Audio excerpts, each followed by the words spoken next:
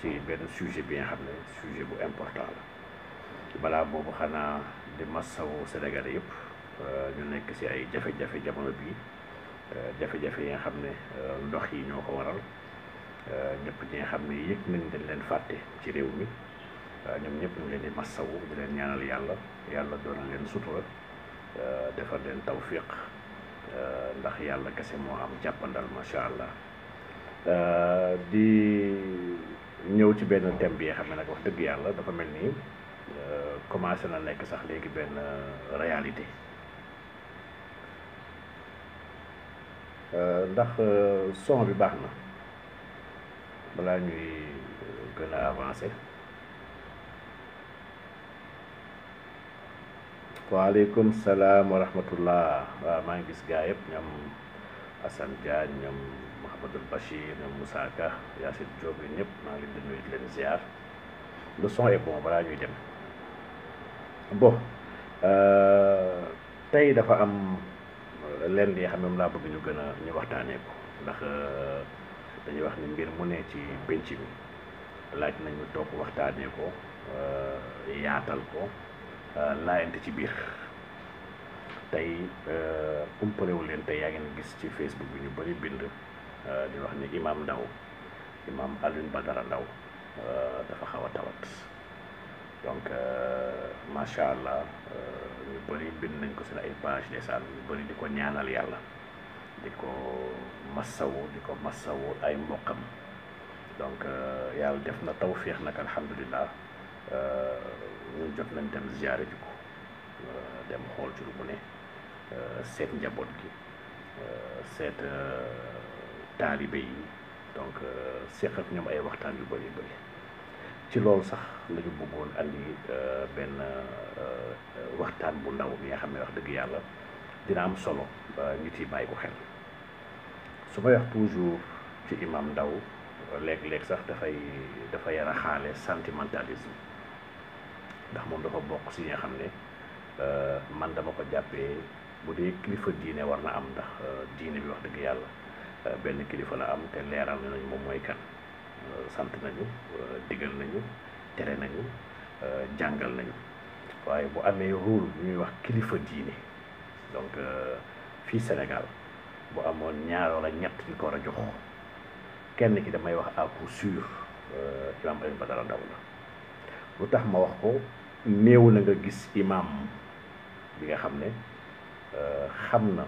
xam-xamu zahir yi nga xam ne moom la ñu soxla ci imam xam alquran xam hadis xam fiqh xam mbooleemi science élémentaire yi ñoom naxwu ñoom yooyu yëpp nga xam ne vraiment nit ki daf ko soxla. Ce sont des moyens pour arriver à déchiffrer à décoder la vérité waaye imam dëgg ci siècle bi ñu nekk warul yem ci xam-xamu zahir yooyu warul yem ci xam téere wala jàng arab wala xam alquran wala xam hadis imam boobu daf si war a boole xam lan mooy géopolitique xam lan mooy relation internationale xam technologie fan la toll xam droit xam politique donc lii yëpp wax dëgg yàlla ay jumtukaay la yoo xam ne jamono bi imam bu ko amul wax dëgg yàlla dina jafe mu war a leeralal jullit ñi lan moo war a nekk seen taxawaay ndax loolu wax dëgg yàlla rôle imam la waaye ñaari kese doyul ci imam ñetteelam dafa war a ànd ak maandu jub ragal yàlla ak dëggu buy tax mu mën a wax dëgg te yàlla tax bañ a ak ji xaaj ak seen ñett yi nag laa wax sooy xool si ñu mu daje fii ci biir réew mi imam Alioune Badara Ndao mooy nekk tête de liste donc kon ñun dañoo am tawféexu am ki nga xam ne man dama jàpp ni dëkk bu ne am na ay révolutionnaire am ak ay figure am ñun kenn suñu figure yooyu ba mu tudd imam Alioune Badara Ndao kooku nag nga xam ne jamono bii ñu bëri fii ñu yeewu ci nouvel ordre mondial yeewu sur la franc-maçonnerie internationale yeewu si le réveil des peuples yeewu sur cette relation inégalitaire entre ñoom ak l'Occident yeewu ci rôle jeunesse par rapport au changement wala à la refondation de son pays yeewu yëpp wax dëgg yàlla Imam Alioune Badara Ndao dafa am lu bëri lu mu ci joué fii en tout cas ci biir réew mi donc du kon moomeelu famille am kese du moomeelu askanam kese waaye moomeelu réew mi yëpp la Imam Alioune Badara Ndao boobu nag moo feebar ba mu feebaree mbokkam jug nañu taxaw wax dëgg yàlla dem nañ fi ñu war a dem jaar nañu fu ñu war a jaar waaye dafa fekk ne dañoo nekk ci dëkk bi nga xam ne dëkk bu méttee dund la ndax man personnellement dama bokk ci yu gëm ne bëri na fi ay hôpitaux yi nga xam ne yenn figure révolutionnaire yu ñu am ci diine bi bañ fa jaaree après am nañu ay jafe-jafe accusé wu ma leen nag wax ma ni ñoom ñoo leen fàggaagal waaye damay wax ne ku am jàmbaar bi nga xam ne lu ñuy wax le système wala boog le nouvel ordre mondial moom daf koy teg baaraam di ko wane di ko leeral kooku fépp fu système boobu am ay tentacule war nañu éviter yóbbu ko fa pour mën ko sàmm pour mën ko aar ndax dañoo am devoir tamit de protéger nos héros te Imam Alioune Badara Ndao kenn de suñu héros yooyu li gën a grave nag mooy bu dee dañoo dem ba dugg dans le système hospitalier normal ba ñuy wax waxu dañ ko war a yóbbu génnee ko réew mi di xalaat ay réew yu mel ni ay France loolu dafay nekk nag beneen jafe-jafe bu ñu xamee moom taxawaayam ci combat bi ñu nekk aujourd'hui sur la franc-maçonnerie internationale sur le Grand Orient de France kooku wax dëgg yàlla yenn dëkk yi waruñu xalaat ko yóbbu ko fa yenn nit ñi waruñu xalaat jëbbal leen ko donc ci loolu nag moo taxoon ma ne dinaa attirer attention ndax xam naa ni état bokk na si nga xam ne dañ ko sonal bokk na si ñi nga xam ne wax dëgg yàlla mu ngi fexe xool nu mu leen jéem a fàggaagalee man gëm naa ni Imam Alioune Badara Ndao mii kenn la si ñooñu kenn la si ñi nga xam ne boo demoon fële ci France seen service yi nga xam ne ñooy fichier ñëpp ñi nga xam ne qui sont hostiles à la politique étrangère de la France di nga fekk turu Imam Alioune Badara Ndao mu ngi foofu ci fichier wu France boobu donc kon nit la bi nga xam ne war nañ koo sakkanal ñu si bopp war nañ koo sàmm may leeral nag ne beaucoup de gens yi xam ne amal na leen ay jafe-jafe France bi nga tudd léegi nii yéen ñëpp a ngi fàttaliku kaawu Yasser Arafat wax dëgg yàlla ba muy dem France à l'hôpital militaire ñu bëri dañu gëm ni foofu lañ ko reyee y a eu une autopsie bu ñu def plus de 10 ans après mu génnee àdduna dafa ñu autopsie xool yaramam xool ay yéreem waaye gis nañ ni y avait du polonium 210 ñuy wax polonium 210 donc macha allah lu ñu war a bàyyi xel la que ñenn ñu bëri aujourd'hui fii ci Sénégal xam naa fi yu bëri ñi nga xam ne jarul may tudd seen ay tur waaye ay figure l'islam yi nga xam ne am na si ñenn ñi nga xam ne ba ñu demee ba dugg si yenn service hospitalier yi fàggaagal nañ leen ba nga xam ne seen yaram moomatuñ ko dox bu baax sax léegi moomatuñ ko wax correctement mënatuñ ko waaye am na ñenn ñi nga xam ne purement et simplement dañ leen éliminer dee nañu dee bu yomb bi nga xam ne malheureusement notre culture de musulman yu nangu chaque fois ne ah yàlla dogalu yàlla ah yàllaa ko dogal de wax dëgg yàlla te yàlla macha allah ku baax la woon fekk am na beaucoup de choses yoo xam ne damay wax ni ce sont des assassinats yoo xam ne mu ngi am ci dëkk bi déjà ñëpp xam nañ ni il y a des cellules qui travaillent dans ce pays di jéem a xool du ñu rayee yenn autorités yi ñoom vraiment du c'est pas quelque chose de nouveau dans ce pays donc instant yi nag Imam Alioune Badara Ndao mu ngi si loxo système hospitalier sénégalais bi accusé moo benn médecin waaye dama wax rek ne ku mel noonu su nekkee ci loxo ay nit war nañoo xam loxo kan la nekk war nañoo xam kan moo koy suivre war nañoo xam yan anesthésiste ñooy liggéey ci moom war nañoo xam yan ñooy équipe yi nga xam ne ñooy tourner autour de lui ndax il faut rien négliger avec ceux yi nga xam ne wax dëgg yàlla ñoom ñooy doolewu dajjaal ci kaw suuf encore que hôpital boobu mu nekk am na benn kuréel bi nga xam ne kuréel boobu man xam naa bu baax ay franc-maçon lañ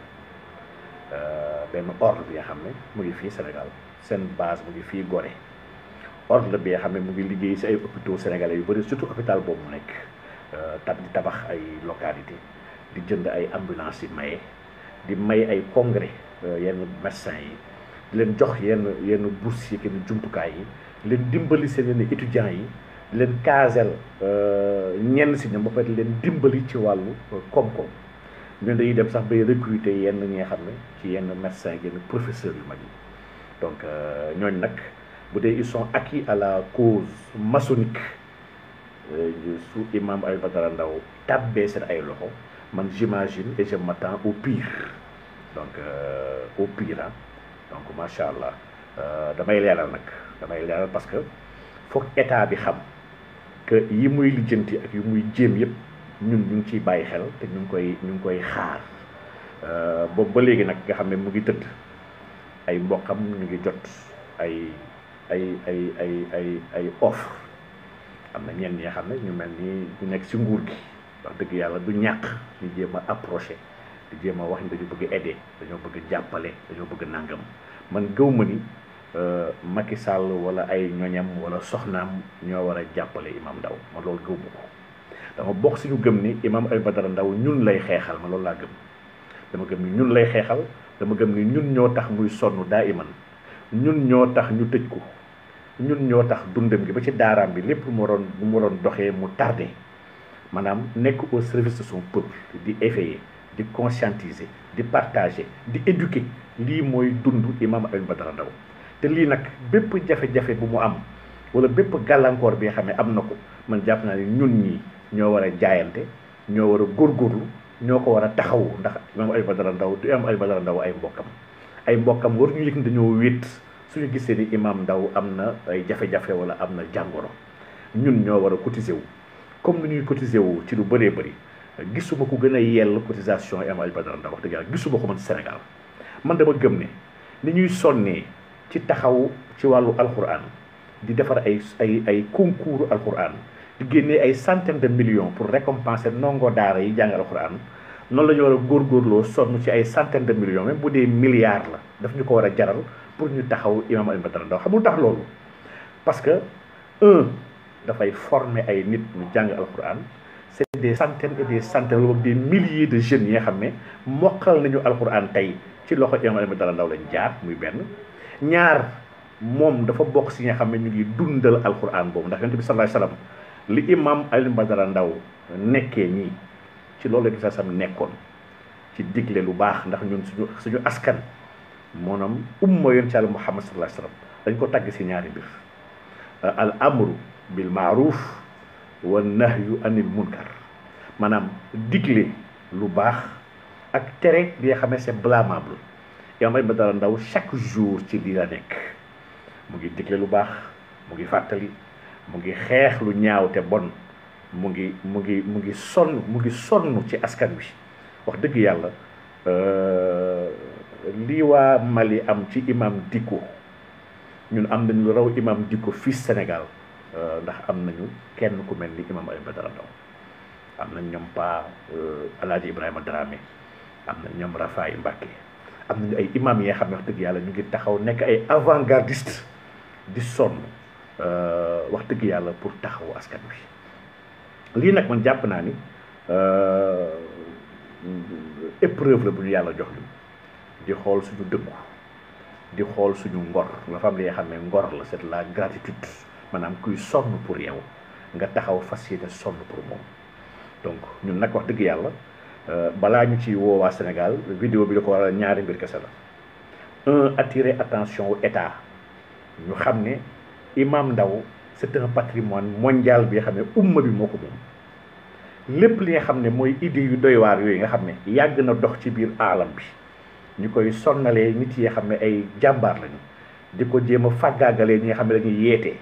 di jéem a posone ak di rey à petit feu ñi nga xam ne ay alerteurs lañu ak ay xeexkat lañu ñuy xamal état bi ni imam Alioune Badara Ndao bokkul suñu war a fàggaagal te lenn lu ko mënti jot wala lu ko mënti xuri nous serons responsables directement structure bu nekk muy institution bu nekk ndax dem nañ ko gis nañ ko man gis naa ko tey alhamdulilah institution bu nekk ñëpp ñi nga xam ne dossier bi seen loxo jaar na si nous les tiendrons incha allah pour responsable lii moom vraiment na nekk lu leer ci boppu état bi mu bañ a andil problème ay liggéeykat muy benn waaye ñaar ba mooy ñun sénégalais yi nañu jukk taxaw imam Alioune Badara Ndao taxawu ay mbokkam waaw ñoom Ndiaye sala naa ñëpp maa ngi gis ñëpp macha allah dëkk yi ngeen wax yëpp ñun xam naa ne suba il faut ñu tànn ci incha allah benn moo xam dëkku Orient ba la moo xam ñoom Turquie la wala dëkku arabe yi la moo xam Europe la moo xam Allemagne la ak fu mu mënti doon incha allah rabbi donc on va nañ ci taxaw incha allah tànn te dama jàpp ni nit yi pare dañu pare pour jéem a taxaw ci ay ñaan ci dogu ci alal ki nga xam ne mooy Imam Alioune Badara Ndao lii daal bokkoon na ci li nga xam ne man jàppoon naa ni lu ñu war a waxtaanee tey la incha allah rabbi c'est vrai que c'est pas facile depuis semaine bi yëpp dañ ko téyewoon comme information ñoom communiqué lu ñu si woon famille am boobu ba léegi di xaar ne incha allah situation dina amélioré wu ba mu ñëwee fii à Dakar macha allah am na première soins yu mu am na taxaw bu mu am na lu bëri lu ci nekk li nga xam ne jarul ñu koy waxtaanee fii ci penc bi ndax c'est quelque chose bi nga xam ne c'est intime et c'est secret waaye lu ci mënti am daal mooy ñi xam ne kenn la si jàmbaar yi nga xam ne ñun duñu nangu ñu yóbbu ko France loolu moom déjà dama bëgg mu nekk lu leer rek ndax am na ñu bëri ñi nga xam ne ñu ngi commencé dox pour jéem a wax famille am kaay ñu yóbbu ko France taxawu ko ñun ñu d'accord mu dem France incha allah ndax combat wu imam Assane imam Alioune Badara Ndao combat am dama ragal ne bu ñu ko yóbbee France lañ koy wor ñun wor nañ ko bu ñu seetaanee ñu yóbbu ko France ñun kon wor nañ ko bu fa yeewoo gis boppam biir France wax dëgg yàlla dina am jàqare ak méttit ndax ñun France boobu fi mu jaar ak yenn yeetekat yëpp ñun xam nañ ko xam nañ sax léeg-léeg duñu ñeme sax rey nit ki waaye su loxo dellooyee légume lay nekk maanaam nit ki bee xam ne du amati benn njëriñ du mënti dara waaw ñun loolu yéenewuñu ko imam te imam lebaluñu loolu donc incha allah duñu taxaw sàmm loolu léegi nag déjà am na ñenn ñi nga xam ne tey jii yëglu nañ am na si nga xam ne waxtaan nañ ci macha allah pour xool yeneen dëkk incha allah rabbi daal ñu ngi taxaw ci tànk yooyu te jàpp naa ne semaine bii incha allah lépp war naa yemb donc li daal bokk na ci li nga xam ne tey jàppoon naa ne bëggoon naa ñu waxtaan ci bëggoon naa andi ci ay leeral pour nit yi xamee ko noonu nit yi préparé déjà di ko ñaanal ndax dafa yelloo ñu ñaanal ko yonent bi sax dafa jàngale woon ne jullit ñi ay mbokk lañu sa mbokk da nga koy ñaanal bu amee ay jafe-jafe da nga koy ñaanal bu amee lu ko métti imaam lépp lu ko métti daf ñuy métti ñun ndax si ñun lay xëy si lay gont man chaque fois ma wax ne moom bokk na si ñi nga xam ne wala moom mooy ki nga xamante ne moo tax lépp lu ma waroon wax si ànd sàmm jikko yi sax du ma ko wax si ànd sàmm jikko yi lépp lu ma waroon sànni xeer man ci ànd sàmm jikko yi du ma ko def ngir moom ngir taxawaayam donc ndax xam naa taxawaay bu mu am xam naa dayo bu mu ci am xam naa ni muy xeexee dëgg xam naa ni muy xeexee pour njub xam naa ni mu maandoo donc nit la bi nga xam ne wax dëgg yàlla nit la bu ma affectionné trop te xam naa ni ma mel ci moom noonu la waa Sénégal yëpp mel ci moom ndax imam Alioune Badara Ndao ci xolu waa Sénégal la nekk donc lii daal mooy li nga xam ne macha allah bëggoon naa ñu partagé ko xaw ma nag comment les gens vont se débrouiller incha allah kontagu ay njabootam doomam jarbaatam taalibe mi yor naa ko su leen bëggee après nañ ko partagé incha allah rabbi donc organisez-vous na waa daayira bi organisé wu dëgg-dëgg wax dëgg yàlla donc maa ngi gis gars yi ñu ngi taggee ñoom Hannibal ñoom macha allah ñoom ñëpp ay jàmbaar lañ nga xam ne ñu am yitte lañ man jàpp naa ne ñun ñoo war a sonn taxawu imam incha allah rabbi donc yàlla ñu yàlla defal sutura defal ñu yiw defal ñu tawfiix incha allah rabbi ba imam yàlla yëkkati ko dellu ko sagom may ko wér ak wérle mu dellu ci daaraam mën a ko ne jàngal ay ndongoom pare ku ne ñu jox ay analyse ci géopolitique mondiale ak ci géopolitique bu laal islam ndax islam soxla na ay keno yu mel ni Imam Alioune Badara Ndao donc macha allah du ma guddal nag xam naa ni tey guddi na pare gars yi neen suba sax suba leen la ñuy liggéey suba incha allah man dinaa fa dellu bi iznillahi wa quwwatihi donc bëgguma fësal laaj nag dërëm ndax man xam naa ne am naa ay bonne volonté yi nga xam ne ay benn nit kese mën nañ jël en charge mboolee mi frère imam yi incha allah rabbi dinañ xaar fi nekk suba wala gannaaw suba ma dinañu am lu leer ci beneen dëkk bu uteeg France boobu parce que ñun ñu ngi bëgg dox loolu incha allah rabbi yàlla na yàlla may loolu sotti te antu incha allah rabbi ba mu dem ak jàmm moom ak njabootam moom ak ñu ko war a taxawu incha allah rabbi ndax ñun on a besoin de imam Alioune Badara Ndao incha allah rabbi on a besoin de lui wax dëgg yàlla donc barakallahu fikum jamian di nuyu ñëpp di ziar ñëpp di leen balu ak guddi na trop te wax dëgg yàlla yéen it macha allah kenn amul seen fay bu leen ko fas signaan déjà te surtout soyons aux aguets maanaam nañu taxaw temm bañ ko bàyyee ak ay noonam ndax noonu yi ñuy leeral moom di ñu ko jàngal ñooñu am na si ñoo xam ne ñu ngi si hôpitaux yi dans les grands si hôpitaux yi il y a de très grands maçons qui y travaillent. Ces maçons-là sont dans l'administration, ils sont dans les hôpitaux, ils sont dans de grands cercles de prise de décision yi xam ne wax dëgg yàlla ñu am kattan la ñu doole ñu wax dëgg yàlla suñu moytuwul rek wala teeluñu artu dañ jéem a am taxawaay si moom te loolu su boobaa wax dëgg yàlla ñun war ñu ko baal suñu bopp donc macha allah yàlla na yàlla doole sutura incha allah rabbi donc salaamaaleykum wa rahmatullahi taala wa barakaatu.